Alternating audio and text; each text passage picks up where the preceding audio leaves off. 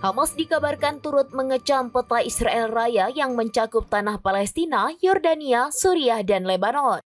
Mengutip Tribunnews pada 8 Januari 2025, kecaman itu diutarakan Hamas dalam pernyataan resminya pada Selasa 7 Januari 2025. Hamas menyebut bahwa langkah Israel itu dilakukan bersamaan dengan pernyataan para pemimpin Zionis yang menyatakan niatnya untuk menggusur warga dan mencaplok tanah Palestina dan Arab. Hamas menegaskan bahwa apa yang terjadi adalah konfirmasi atas sifat agresif dan kolonial dari entitas Israel, ambisi ekspansionisnya, dan niatnya untuk meningkatkan agresi. Terlebih dengan tujuan menundukkan masyarakat di wilayah itu dan merampas sumber daya mereka.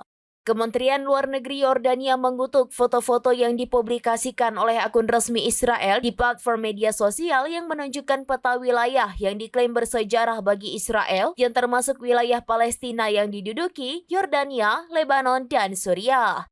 Sebelumnya, sebuah halaman Facebook yang berafiliasi dengan Kementerian Luar Negeri Israel yang disebut Israel berbicara bahasa Arab menerbitkan gambar peta yang diklaim berasal dari lebih dari 900 tahun sebelum Masehi. Peta tersebut menunjukkan apa yang disebut sebagai perbatasan kerajaan Israel dan Yehuda, mengklaim apa yang disebutnya kerajaan Israel telah ada selama 3.000 tahun.